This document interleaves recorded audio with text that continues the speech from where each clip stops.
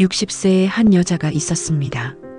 늦은 사랑을 만났지만 그 대가로 치러야 할 것이 너무 많았습니다. 단지 사랑을 선택했을 뿐이었습니다.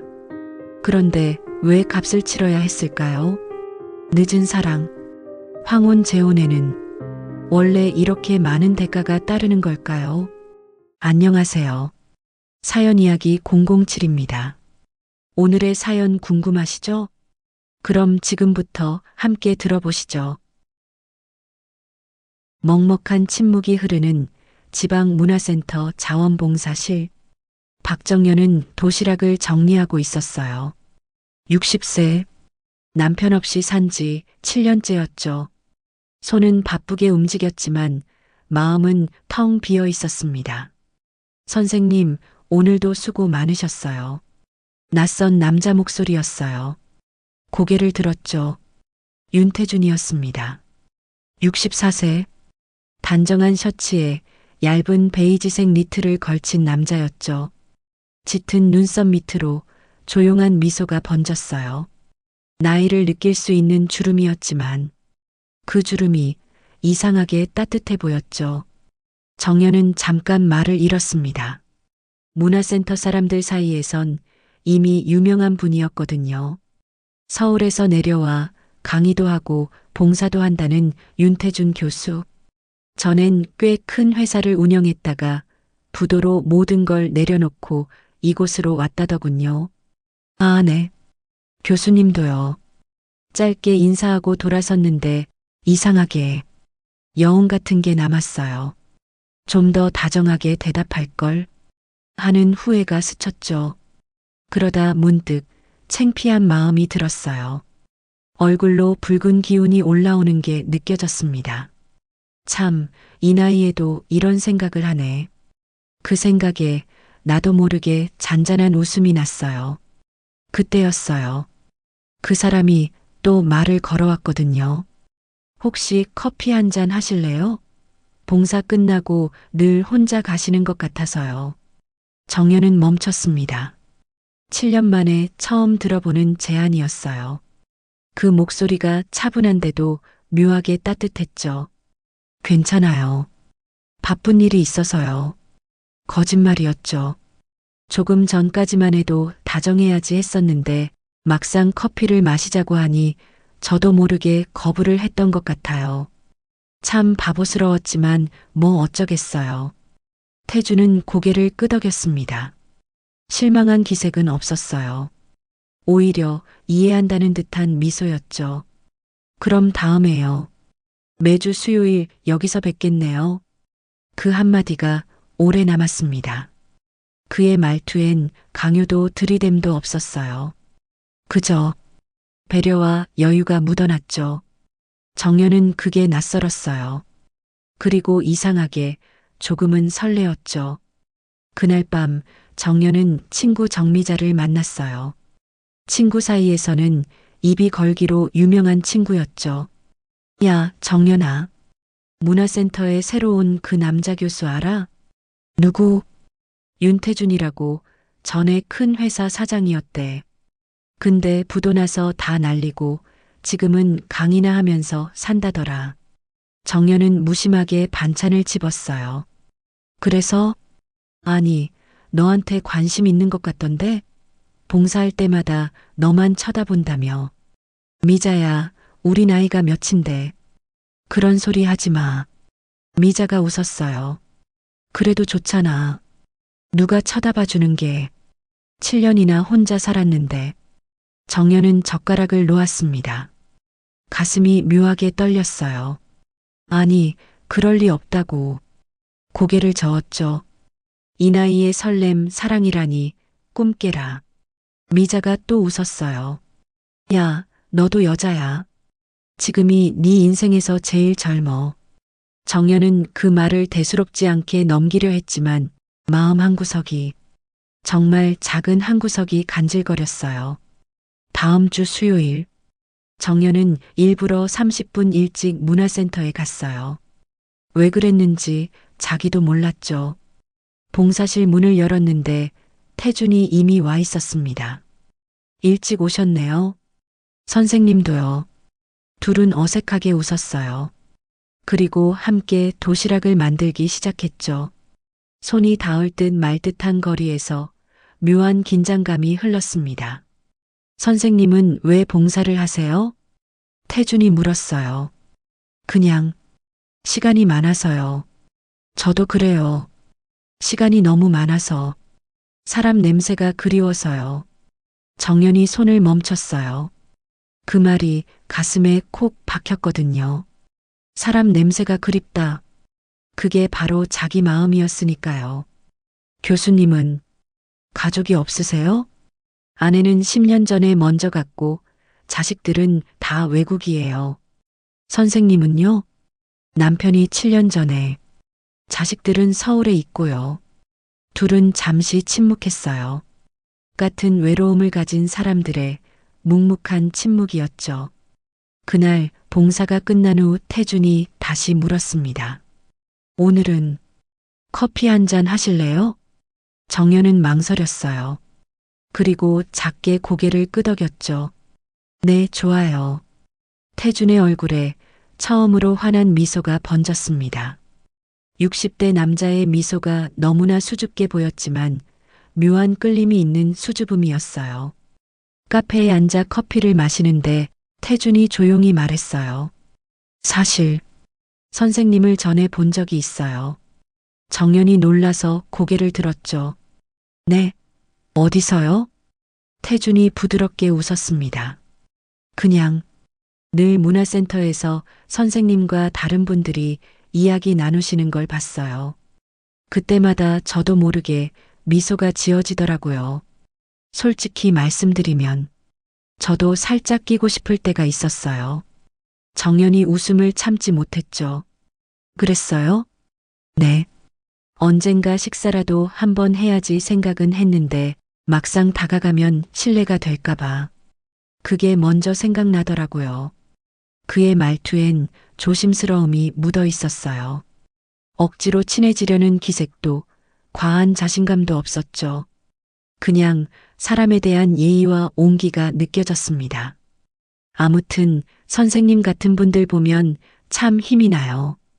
연세 드시고도 배우고 나누고 웃음을 잃지 않으시잖아요. 그런 모습이 저한테는 참 큰 자극이 됩니다. 정연은 커피잔을 들며 말했어요. 그런 말씀 오랜만에 듣네요. 둘은 잠시 눈이 마주쳤어요. 따뜻하고 조용한 미소가 오갔습니다. 그 순간 정연은 이상하게도 마음이 편안해졌어요. 누군가 자신을 사람으로 존중해주는 느낌. 그게 이렇게 따뜻한 거였군요. 한 달이 지났어요. 정연과 태주는 매주 수요일 봉사 후에 커피를 마셨죠. 때로는 저녁도 함께 먹었습니다. 정연은 행복했어요. 무언가 하루에 의미가 있는 것 같았고 멍하게 있는 시간에서도 교수님 생각에 웃음 지어지고 그랬어요. 엄마, 요즘 표정이 밝아졌네? 주말에 올라온 딸 나영이 말했어요. 36, 결혼 5년 차 딸이었죠. 그래, 별일 없는데. 문화센터 봉사 재밌어? 그냥 그래. 정연은 딸에게 태준 이야기를 하지 않았어요. 할 필요도 없었고 무엇보다 스스로도 인정하기 싫었으니까요. 그런데 그날 밤 태준에게서 전화가 왔습니다. 선생님, 내일 시간 있으세요? 드라이브라도 갈까 해서요. 드라이브요? 네, 날씨도 좋고 같이 바다라도 보러 가면 어떨까 싶어서요. 정연은 망설였어요. 커피 한 잔은 괜찮지만 드라이브는 뭔가 다른 느낌이었거든요. 교수님, 저희가 무슨 사이라고 드라이브를 가요? 그냥 친구 사이면 안 될까요? 이 나이에 남자 여자가 무슨 친구예요? 전화기 너머로 태준의 웃음소리가 들렸어요. 그럼 뭐가 되고 싶으세요? 정연은 숨이 막혔습니다. 심장이 쿵쿵 뛰었죠. 이 나이에도 이런 감정을 느낄 수 있다니. 교수님, 우린 그냥 이대로가 좋아요. 정말요? 네. 이 나이에 무슨 연애를 해요. 징그럽게. 정연은 전화를 끊었어요. 손이 떨렸습니다. 거짓말이었거든요. 사실은 너무 가고 싶었어요. 태준과 함께 바다를 보고 싶었죠. 그날 밤 정연은 오래된 앨범을 꺼냈어요. 남편과 찍은 사진들이었죠. 젊었을 때, 중년일 때, 그리고 마지막 모습까지. 눈물이 났어요. 미안했거든요. 다른 남자에게 마음이 흔들린다는 게. 여보, 나 어떡해? 빈 방에 혼잣말이 울렸습니다. 다음 날 정연은 태준에게 문자를 보냈어요. 교수님, 앞으로 봉사만 하고 헤어져요. 커피도 그만 마시고요. 답장이 바로 왔습니다. 알겠습니다. 불편하게 해드려 죄송해요. 정연은 핸드폰을 내려놓고 울었어요. 왜 우는지도 몰랐죠. 그냥 서러웠습니다. 수요일이 왔어요. 봉사실에서 태준을 만났지만 둘은 어색하게 인사만 했죠. 도시락을 만들면서도 시선을 피했습니다. 마치 처음 만난 사람들처럼. 봉사가 끝나고 정연이 먼저 나가려는데 태준이 불렀어요. 선생님, 네, 혹시 제가 뭘 잘못했나요? 정연이 돌아봤어요. 태준의 눈이 슬퍼 보였죠. 아니에요. 그냥 이게 맞는 것 같아서요. 정말 그렇게 생각하세요? 네. 그럼 한 가지만 물어봐도 될까요? 정연이 고개를 끄덕였어요. 선생님도 저처럼 외로우신가요? 그 말에 정연은 아무 대답도 할 수 없었어요. 눈물이 날 것 같았거든요. 그냥 뛰쳐나왔습니다. 집에 돌아온 정연은 미자에게 전화했어요. 야, 나 이상한 것 같아. 왜? 무슨 일 있어? 그 사람. 윤태준 교수 있잖아. 응, 왜? 나한테 같이 드라이브 가자고 했어. 어머, 진짜? 그래서? 거절했지. 왜? 이 나이에 무슨. 창피하잖아. 미자가 한숨을 쉬었어요. 정연아, 우리 나이가 60이야. 70도 아니고 80도 아니야. 아직 살 날이 2, 30년은 남았는데 혼자 살 거야? 그래도 남편 죽은 지 7년이야. 충분히 애도했어. 이제 너도 행복할 자격이 있어. 정연은 울었어요. 친구 앞에서 처음으로 크게 울었죠. 무서워. 다시 사랑하는 게. 그래도 해봐. 후회하지 말고. 그날 밤 정연은 결심했어요. 태준에게 전화를 걸었죠. 신호음이 길게 이어지다가 그의 목소리가 들렸습니다. 선생님? 교수님, 그 드라이브 아직 유효한가요? 잠시 침묵이 흘렀어요. 그리고 태준의 목소리가 들렸죠. 떨리는 목소리였습니다. 당연하죠. 언제든지요. 그럼 이번 일요일 어때요? 좋아요. 꼭 모시러 갈게요. 전화를 끊고 정연은 웃었어요. 60에 느끼는 설렘이 이상하면서도 좋았습니다. 일요일 아침 정연은 거울 앞에서 한참을 망설였어요. 뭘 입을지 고민됐거든요. 7년 만에 처음으로 립스틱도 발랐죠. 손이 떨렸습니다. 60에도 이럴 수 있다니. 초인종이 울렸어요. 태준이었죠. 준비되셨어요? 네, 나갈게요. 차에 오르자 은은한 음악이 흘렀어요. 태준이 준비한 거였죠. 커피 드실래요? 보온병에 가져왔어요. 세심하시네요. 선생님과 함께 할 수 있다면 뭐든 준비하고 싶어요. 정연은 얼굴이 빨개졌어요. 이 나이에도 이런 말에 설렐 수 있구나 신기했죠. 바다가 보이기 시작했어요. 가을 바다는 차분했습니다. 둘은 해변을 걸었죠.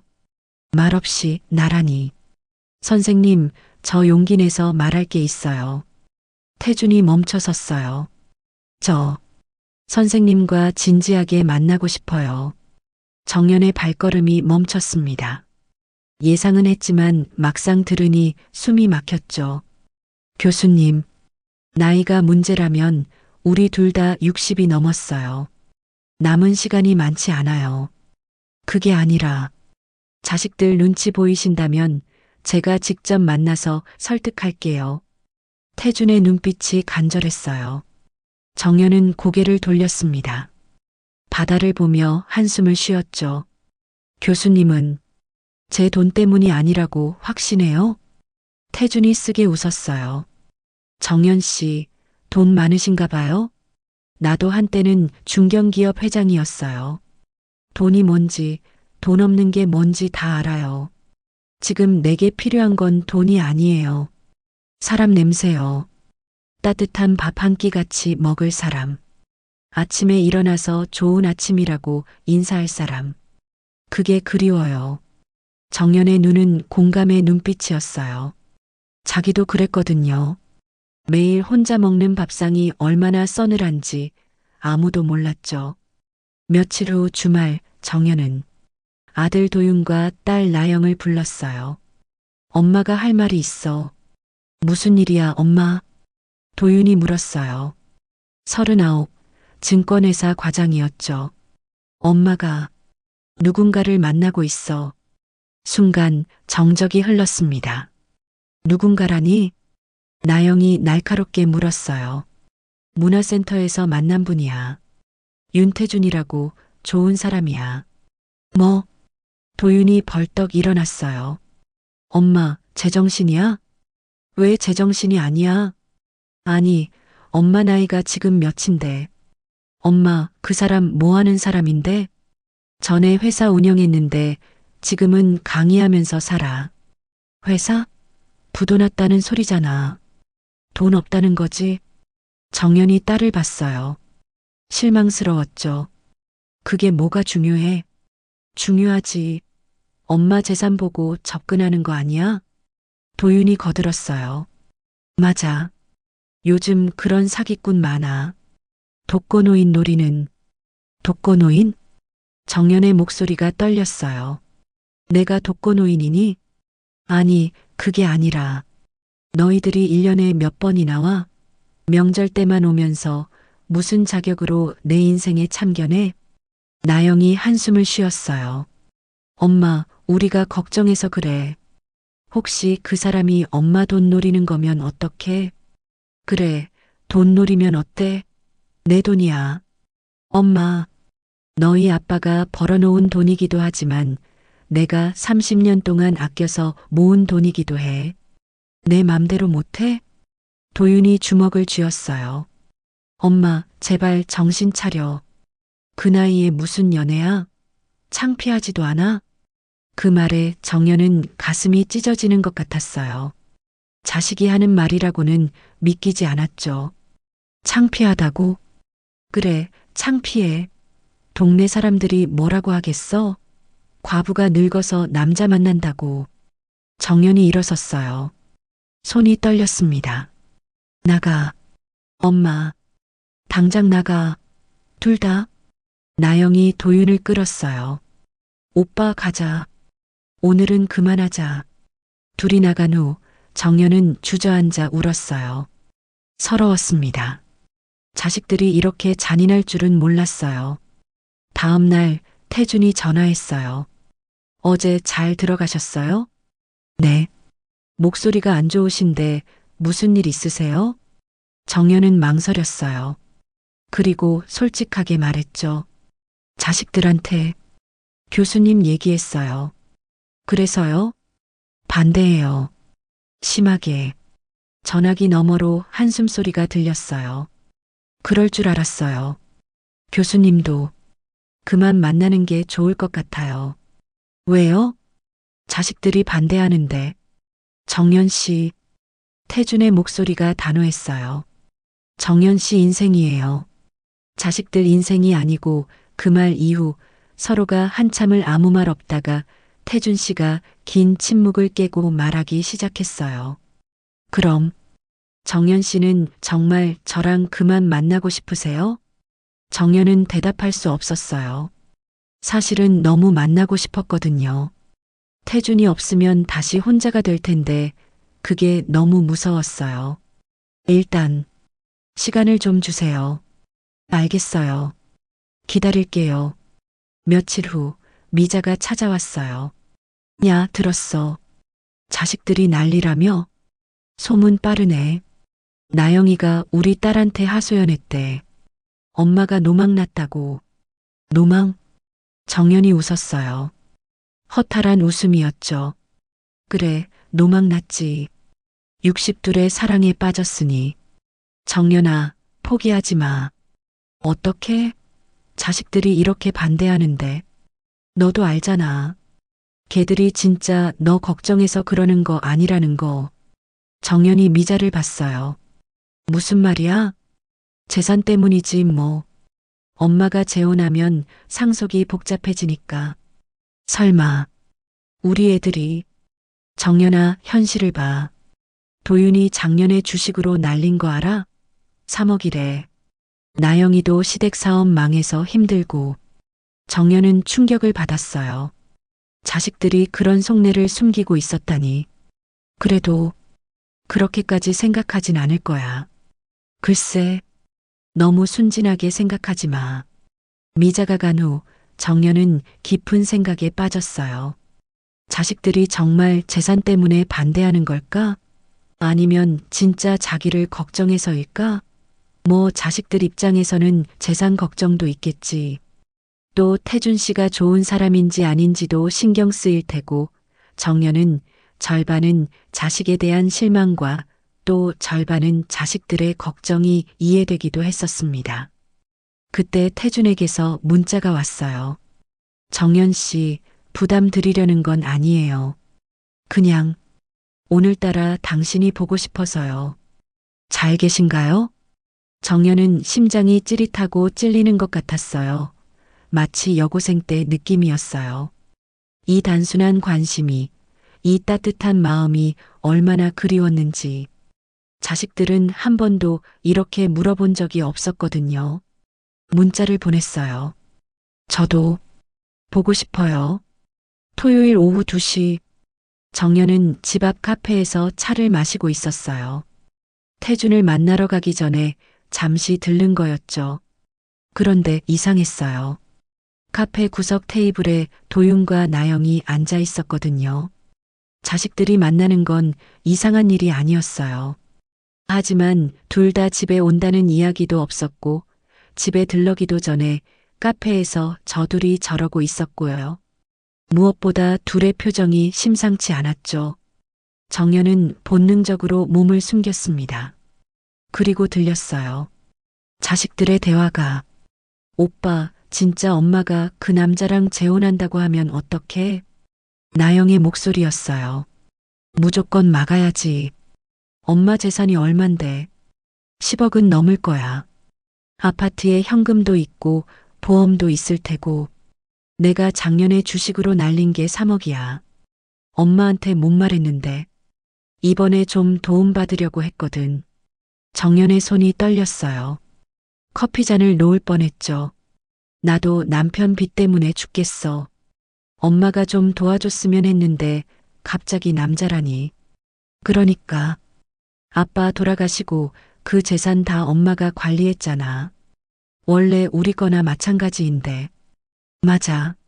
엄마가 재혼하면 상속이 복잡해져. 그 말이 들렸어요. 엄마가 재혼하면 상속이 복잡해져. 정연은 그 순간 잠시 눈을 감았어요.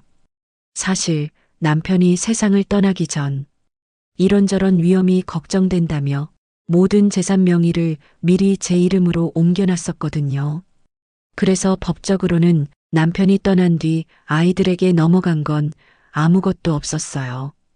그게 그땐 그저 슬픈 배려라고만 생각했는데 지금 생각하니 그 사람의 마지막 사랑이었는지도 모르겠네요.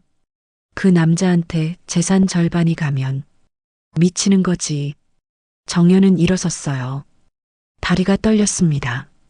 카페를 나가려는데 도윤이 또 말했어요. 일단 그 남자 신상 좀 더 캐보자. 약점 잡으면 쫓아낼 수 있을 거야. 그래. 필요하면 엄마 병원에라도 입원시켜야지. 치매 초기라고 하면 되잖아. 병원?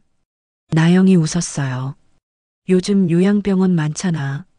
판단력 흐려졌다고 하면 바로 입원이야. 정연은 더 들을 수 없었어요. 뛰쳐나왔습니다. 거리에서 구역질이 났죠. 자식이 맞나 싶었어요.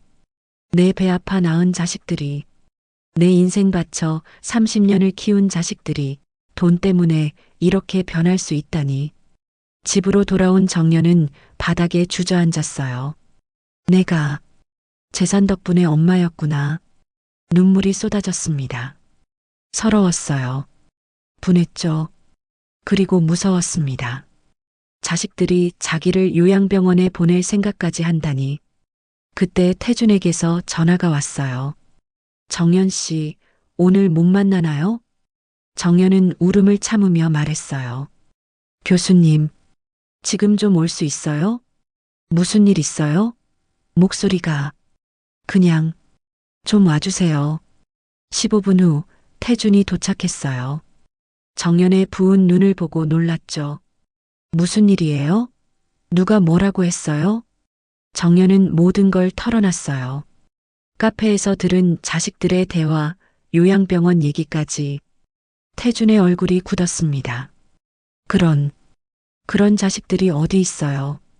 제가 잘못 키웠죠. 정연 씨 잘못이 아니에요. 사람은 돈 앞에서 본색이 나오는 거예요. 태준이 정연의 손을 잡았어요. 따뜻했습니다. 정연 씨, 이제 어떻게 하실 거예요? 정연은 고개를 들었어요. 눈물이 그쳤죠. 대신 분노가 차올랐습니다. 더는 못 참겠어요. 그럼 내 인생 살 거예요. 이번엔 정말로. 정연은 일어섰어요. 거울을 봤죠. 부은 눈이지만 뭔가 달라 보였습니다. 결심한 사람의 얼굴이었어요. 교수님, 우리 같이 살아요.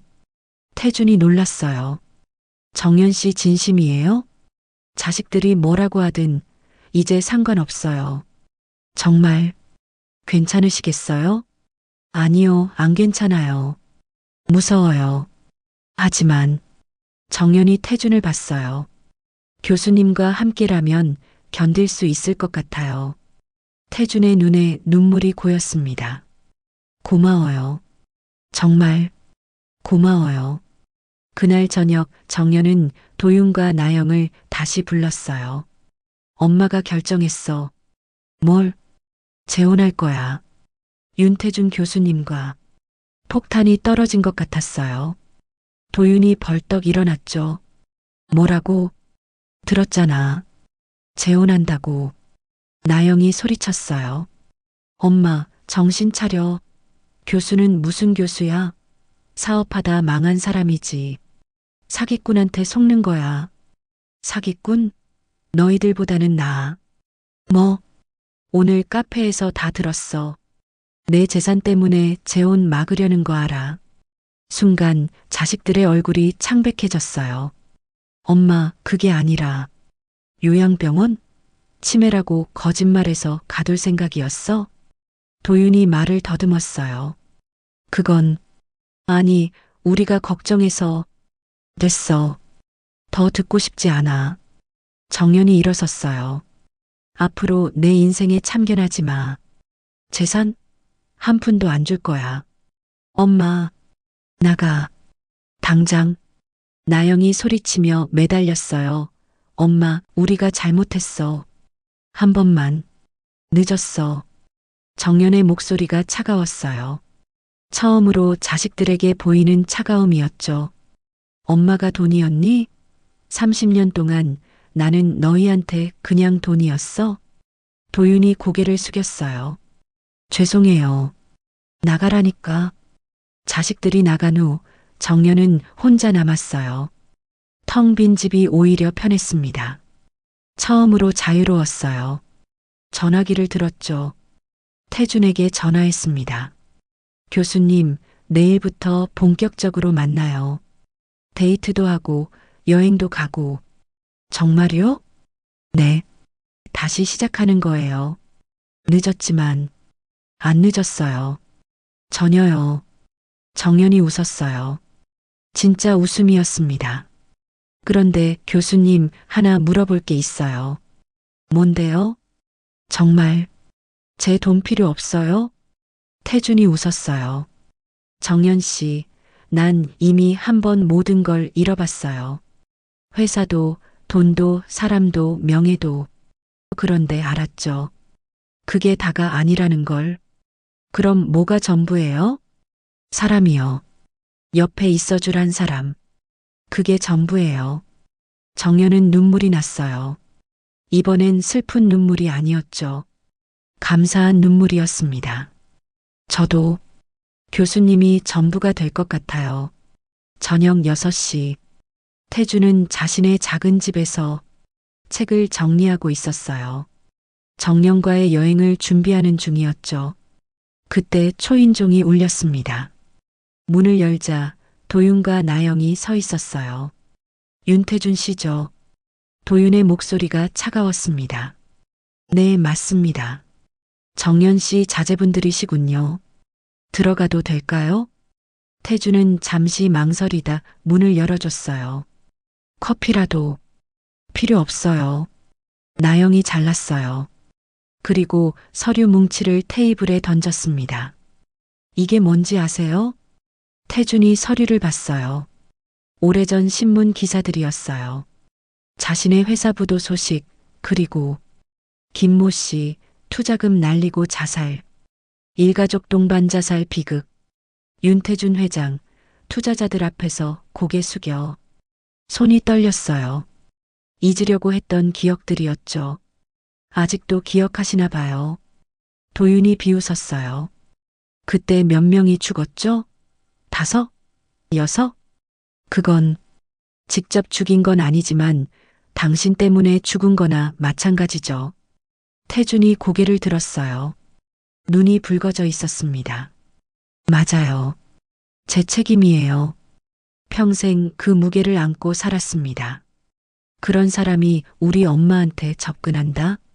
나영이 날카롭게 말했어요. 당신이 만나는 사람마다 불행해졌어요. 부인도 일찍 죽었죠? 스트레스 때문이라며요. 그건 암이었어요. 암도 스트레스가 원인이죠. 당신과 살면서 받은 스트레스? 태주는 아무 말도 할 수 없었어요. 사실 자신도 늘 그렇게 생각했거든요. 아내가 자기 때문에 고생하다 죽었다고. 도윤이 일어섰어요.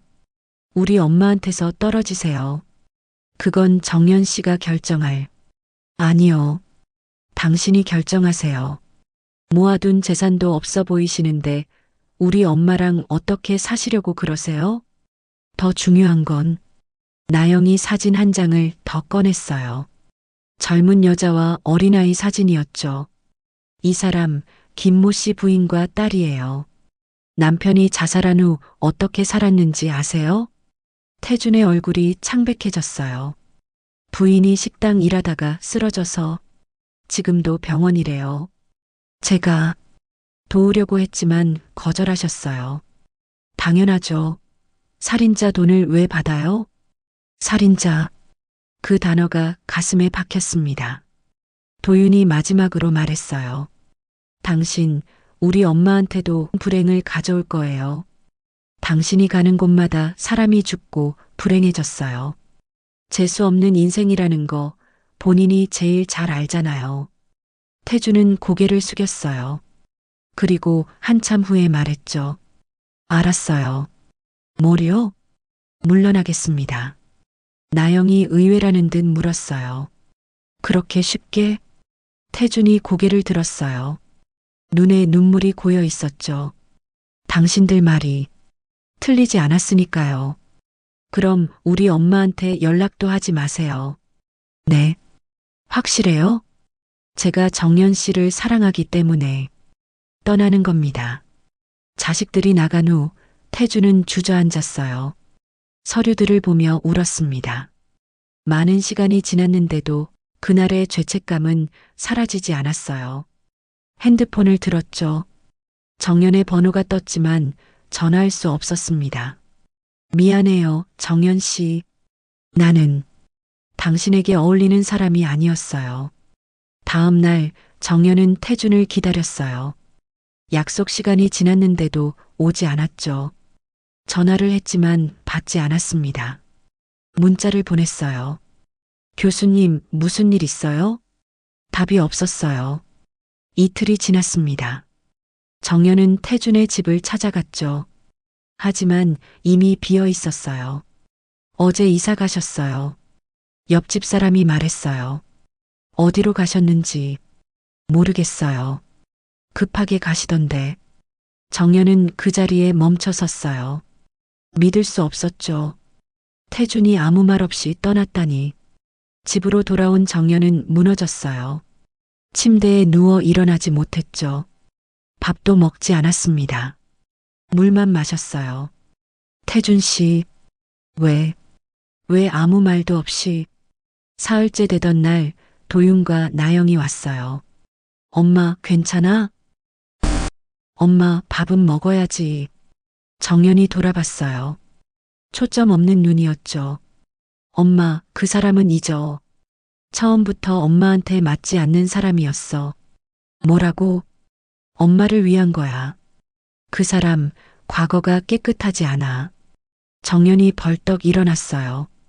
너희가 뭐라고 한 거야? 너희가 쫓아낸 거구나. 정연이 소리쳤어요. 그리고 쓰러졌습니다. 병원에서 눈을 떴을 때 낯선 천장이 보였어요. 여기가 어머님 정신이 드세요? 간호사였어요. 하지만 뭔가 이상했죠. 병실이 아니었거든요. 창문에 쇠창살이 있었습니다. 여기가 어디예요? 청하유 양병원이에요. 보호자분이 입원시키셨어요. 보호자? 아드님이요. 어머님이 최근에 정신적 충격으로 판단력이 흐려지셨다고. 정연은 벌떡 일어나려 했어요. 하지만 팔에 뭔가 묶여 있었죠. 억제되었습니다. 이거 풀어요. 나 정상이에요. 어머님, 진정하세요. 곧 의사 선생님이 오실 거예요. 간호사가 나가고 정연은 창밖을 봤어요. 쇠창살 너머로 가을 하늘이 보였죠. 내 자식이 나를 가뒀구나. 손이 떨렸어요. 분노인지 슬픔인지 모를 감정이 밀려왔죠. 태준 씨. 그의 이름을 불렀지만 아무도 대답하지 않았습니다. 그날 밤 정연은 침대에 누워 천장을 봤어요. 눈물이 흘렀죠. 62년 인생이 이렇게 끝나는구나 생각했습니다. 저도 교수님처럼 그냥 떠날까요? 하지만 떠날 곳도 없었어요. 이곳이 이제 정연의 감옥이었으니까요. 병실 문 밖에서 도윤과 나영의 목소리가 들렸어요. 의사가 뭐래? 일단 2, 3개월은 있어야 한대. 정서 불안정이 심하다고. 그동안 우리가 재산 정리 좀 해야겠다. 그래. 엄마 도장은 내가 가지고 있으니까. 정연은 귀를 막았어요. 더는 듣고 싶지 않았죠. 창밖의 달이 유난히 차갑게 보였습니다. 열흘 후 지방의 한 낡은 모텔방. 윤태주는 창가에 앉아 있었어요. 커튼 사이로 스며드는 빛이 희미했죠. 서울을 떠난 지 열흘째. 그는 조용히 살고 싶었습니다.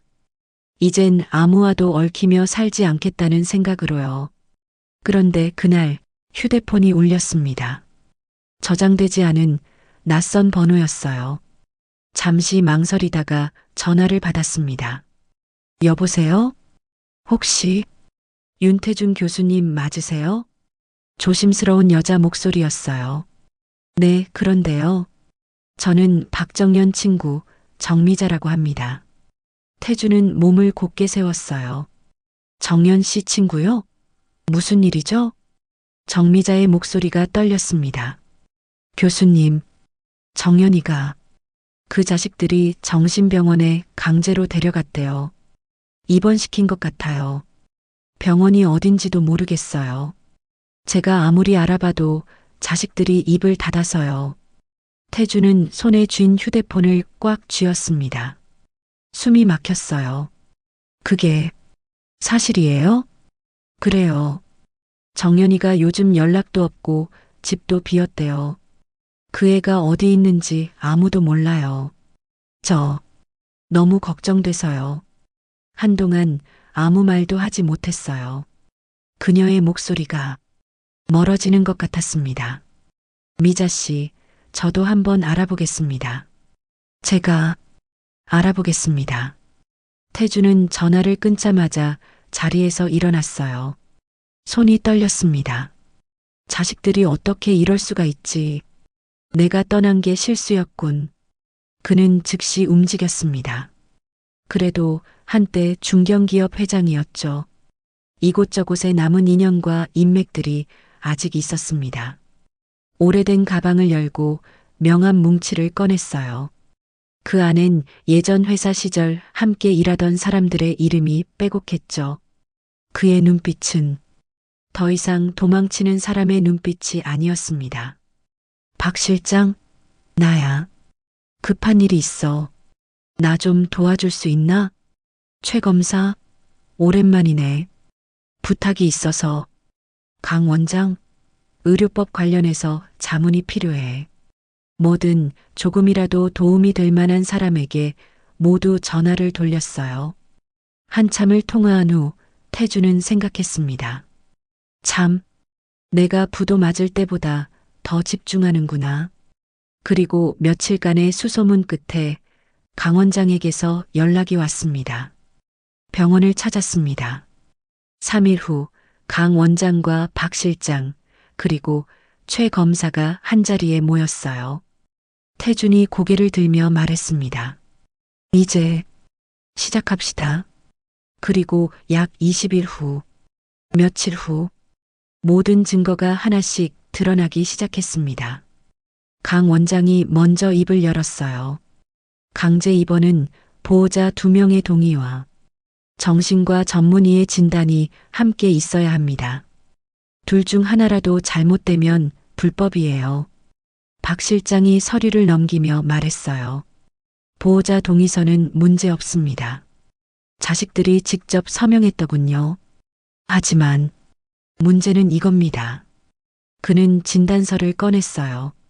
정신과 전문의가 아니라 일반 내과의가 쓴 겁니다. 게다가 진단 내용도 엉망이에요. 가벼운 정서 불안이라고 되어 있는데 이걸 근거로 강제 입원을 시켰어요.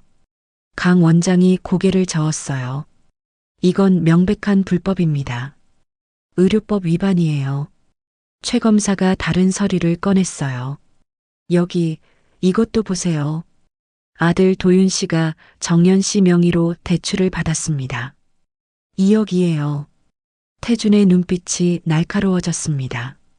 승인 서류엔 도장이 찍혀 있는데 박 실장이 대답했어요. 그게 문제죠.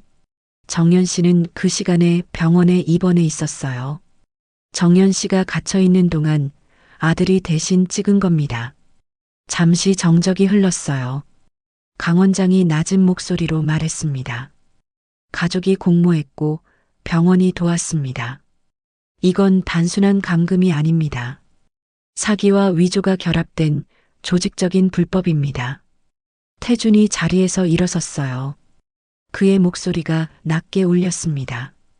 지금 당장 병원으로 가죠. 청하유 양병원. 오후 3시 정연은 병실 창가에 앉아 있었어요. 벌써 한 달이 훌쩍 지났습니다. 그동안 많이 야위었죠.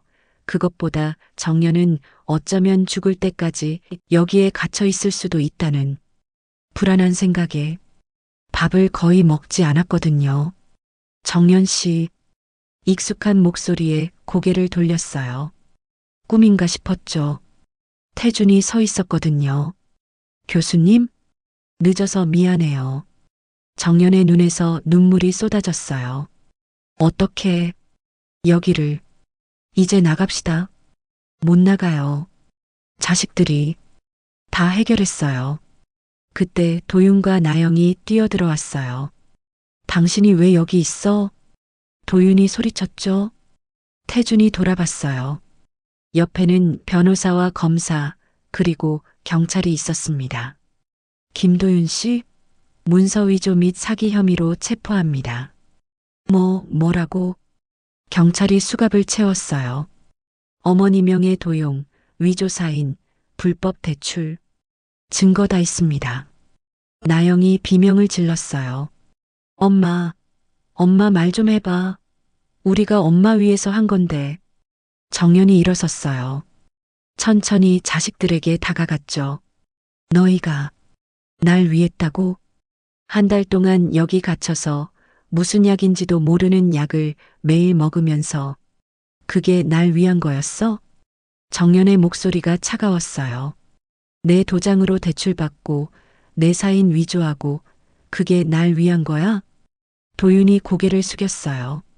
죄송해요. 늦었어. 정연이 돌아섰어요. 앞으로 너희를 자식이라 부르지 않겠어. 죽을 때까지. 엄마. 나영이 무릎 꿇었어요. 한 번만 용서해줘. 우리가 미쳤었어. 돈 때문에. 그래, 돈 때문이었지. 처음부터 끝까지. 정연이 태준의 손을 잡았어요. 가요. 여기서 나가요. 병원을 나오면서 정연이 물었어요. 어떻게 알았어요? 제 잘못이었어요.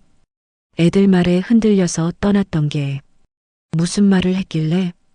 태준이 잠시 망설이다 말했어요.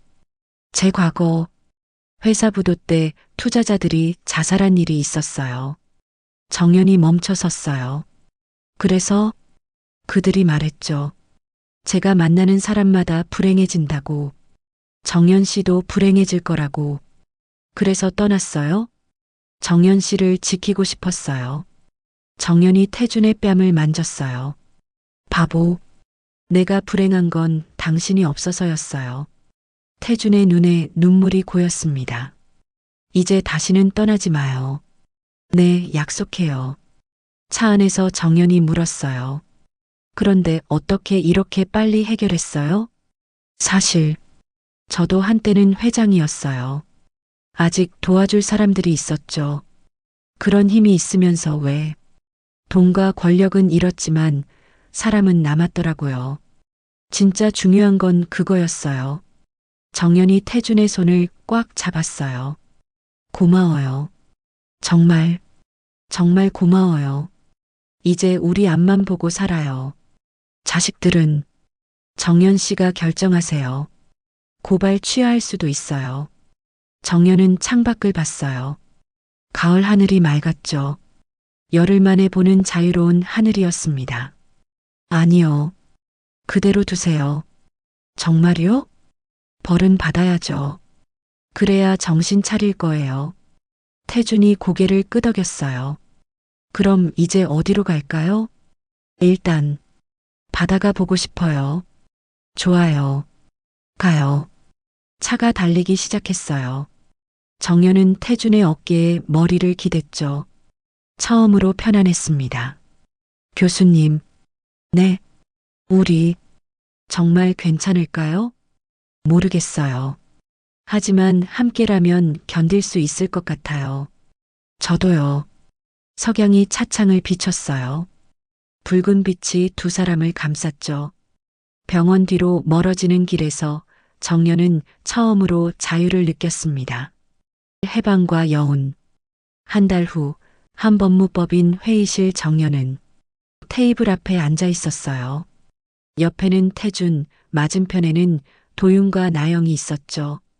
불구속으로 수사를 받고 있는 상태였어요. 오늘 불러낸 이유를 말씀드릴게요. 정연이 서류를 꺼냈어요. 재산 정리를 했어요. 자식들의 눈이 반짝였죠. 엄마, 총 재산이 60억이더라고요. 60억? 도윤이 벌떡 일어났어요. 나영도 입을 벌렸죠. 그렇게 많았어요? 너희 부모가 얼마나 열심히 살았는지 이제 알겠지? 정연이 봉투 2개를 테이블에 던졌어요. 탁! 100만 원씩이야. 현금이고. 순간 정적이 흘렀습니다. 100만 원요? 그래, 각각 100만 원씩이야. 하나씩 가져. 60억 중에 100만 원. 나영이 소리쳤어요. 엄마, 제정신이에요? 너희가 날 정신병원 가둘 때는 제정신이었니? 100만 원씩 냈잖아. 돌려주는 거야. 뭐? 도윤이 주먹을 쥐었어요. 그게 무슨, 왜? 병원비 200만 원보다 더 나왔니? 더 나왔으면 청구해. 줄게. 나영이 믿을 수 없다는 표정으로 말했어요. 엄마가 60억 중에 100만 원 준다고? 왜? 그것도 받기 싫으면 이리 줘. 너넨 사실 10원도 받을 자격 없다는 건 니들 스스로가 더 잘 알 텐데. 도윤이 주먹을 쥐었어요. 나머지는요? 기부. 뭐? 58억 원 기부할 거야. 정연이 서류를 보여줬어요. 자살 유가족 지원 재단 설립 계획서였죠. 태준 씨 과거 때문에 돌아가신 분들 유가족을 위한 재단이에요. 태준이 고개를 숙였어요. 감사함과 미안함이 교차했죠. 엄마, 도윤이 소리쳤어요. 그게 우리 돈인데. 아빠가 우리 위해 모은 돈인데. 아니야, 내 돈이야.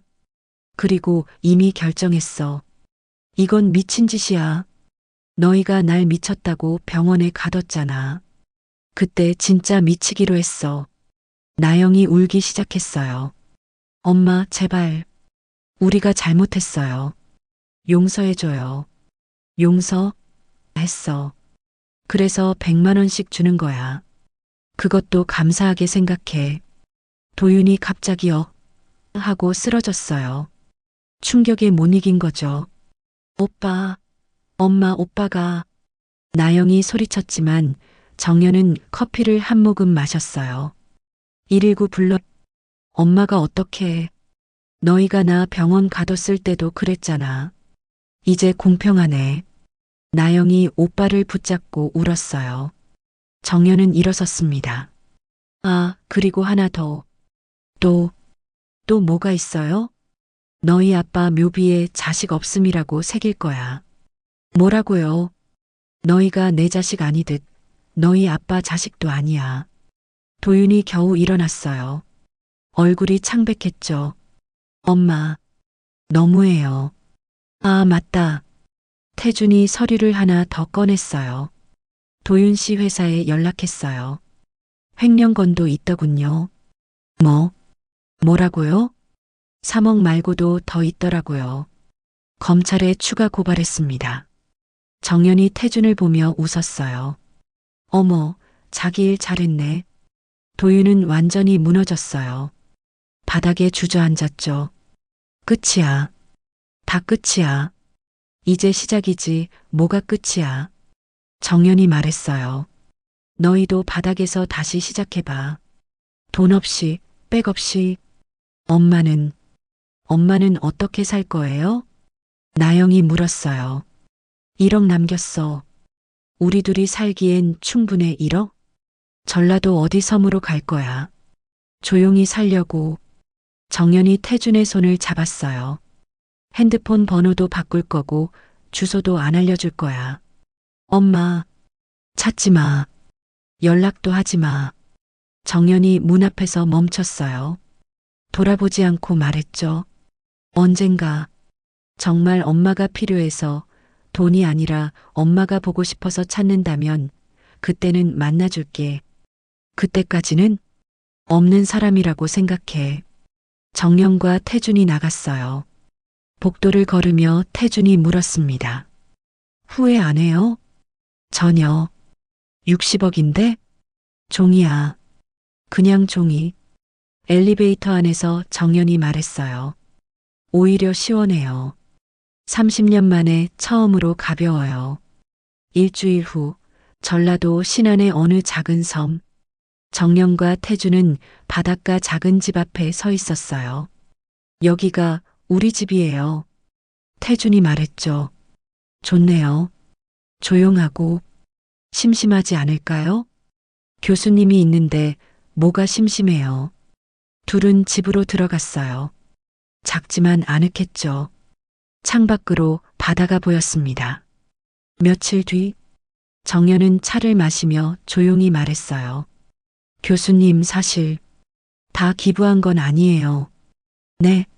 10억은 남겨뒀어요. 아이들 이름으로 5억씩. 태준이 살짝 웃었어요. 그래요? 결국 제 말 들으셨네요. 정연이 고개를 끄덕였어요. 그땐 싫다고 했는데 생각해보니 맞는 말이었어요. 끊어내는 것보다 조금 남겨두는 게 더 용서 같더라고요. 태준이 말했어요. 잘 결정하셨어요. 사람 사이엔 언제나 마지막 한 줄의 끈이 필요하거든요. 정연이 미소를 지었죠. 그래도 정신 못 차리면 그 돈도 기부해 버릴 거예요. 태준이 웃으면서 그렇게 하시죠, 마님. 하면서 크게 웃었습니다. 그날 저녁 둘은 작은 밥상을 차렸어요. 반찬은 몇 개 없었지만 따뜻했죠. 이게 진짜 행복이네요. 태준이 말했어요. 맞아요. 이제야 살 것 같아요. 정연은 잠시 말이 없었습니다. 그리고 부끄럽게 웃었죠. 그날 이후로 제 삶이 달라졌어요. 처음엔 두렵기만 했는데, 이젠 서로의 온기가 없으면 잠이 안 와요. 태준이 정연의 손을 잡았어요. 그 손이 참 따뜻했죠. 그날 밤 둘은 오래된 연인처럼 서로를 안았습니다. 아무 말도 없었어요. 그저 서로의 숨결만이 방 안을 채웠죠. 그건 사랑이었어요. 늦게 찾아왔지만 너무 고마운 사랑이었어요. 그런 밤이 지나면 정연은 아침마다 정성껏 밥상을 차렸습니다. 있는 반찬, 없는 반찬 다 꺼내놓고요. 이 나이에 신혼처럼 살 줄은 몰랐네요. 그 말에 태준이 웃었어요. 이 나이에 이렇게 설렐 줄도 몰랐어요. 3달이 흘렀어요. 정연은 텃밭에서 상추를 따고 있었고 태준은 낚시를 다녀왔습니다. 오늘 저녁은 우럭구이예요. 좋아요. 평범한 하루였어요. 하지만 그 평범함이 참 좋았습니다. 그날 밤 정연은 일기를 썼어요. 오늘도 평화로웠다. 돈도 없고 자식도 없지만 난 지금이 가장 부자다. 내 옆에 사랑하는 사람이 있으니까. 태준이 옆에 누웠어요. 뭐 써요? 일기요. 60에 처음 쓰는 일기. 뭐라고 썼는데요? 비밀이에요. 둘은 웃었어요. 창밖에선 파도 소리가 들렸습니다.